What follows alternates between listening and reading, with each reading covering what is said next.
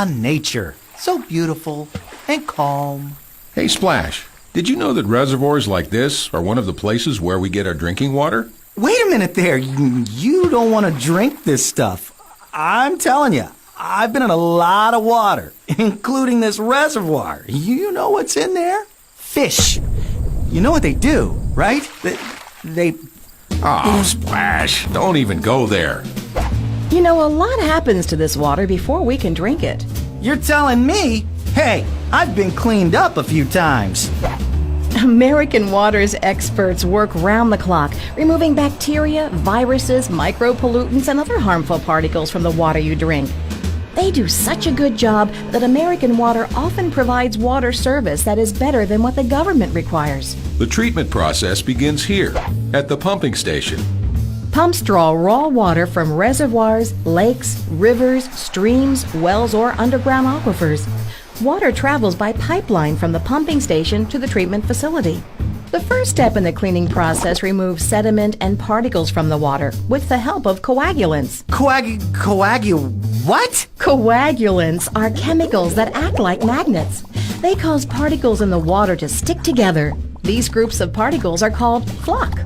Huh, I didn't know I had it in me. American Water uses two common processes to separate and remove floc from water. One sinks floc to the bottom of a tank. The other method pumps air into the water and floc, causing residual particles to float to the top. The separation of water and floc is called clarification. With either method, the clarification process removes most of the floc from the water. The next step? Filtration. Whoa! Hey, watch it! Wow, can a water droplet get a bruise? Sheesh! Ow! Wow, I just got pushed through layers of activated carbon, sand, and gravel. Please tell me I'm clean. Sorry, Splash, you're not completely out of the water. You're filtered, but you might be infected with tiny microorganisms. Don't worry, disinfection doesn't hurt.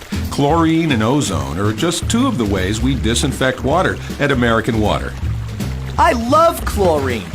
It's been disinfecting water and keeping me clean for over a century.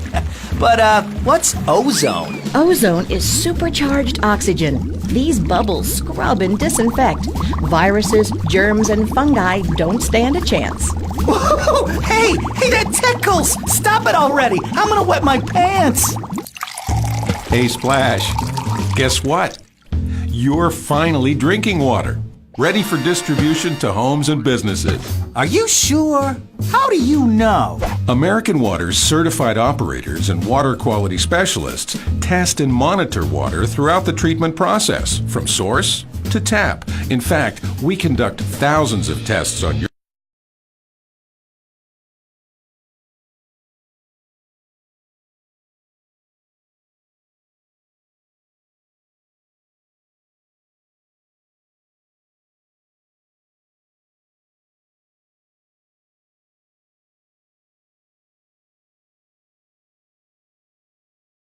to destabilize the electrostatic forces of non-settlable solids.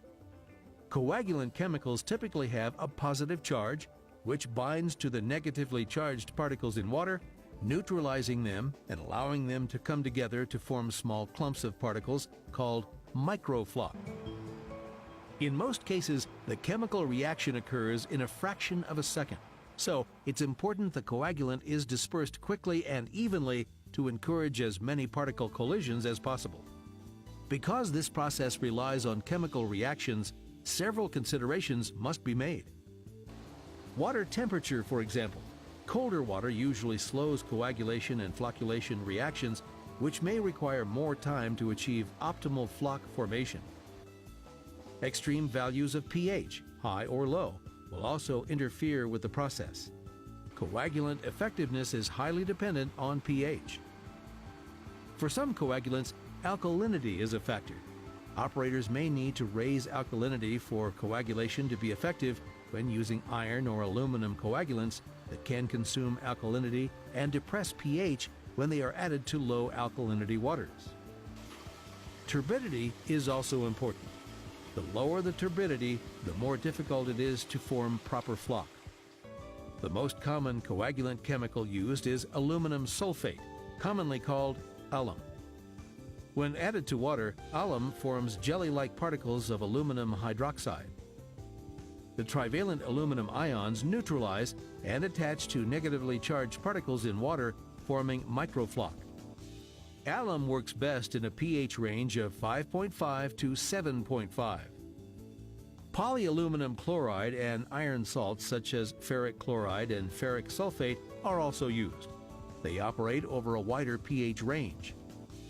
Coagulant and flocculant aids are added to improve binding, build stronger, more settlable flock, and affect flocculation by increasing flock size, strength, and/or flock density. In addition, they help overcome the effect of low temperatures, reduce the amount of coagulant needed, and reduce the amount of sludge produced. Commonly used coagulant aids include cationic polymers. Polymers are defined as a synthetic compound with high molecular weight and composed of repeating chemical units or monomers. Polymers may be polyelectrolytes, such as the water-soluble flocculants, water-insoluble ion exchange resins, or insoluble uncharged materials. Polymers are long chains of molecules that produce highly charged ions and help bind microfloc together into larger floc particles. They are very popular with operators because they are very effective and can be positive, negative, or neutrally charged, providing a great deal of flexibility in different circumstances.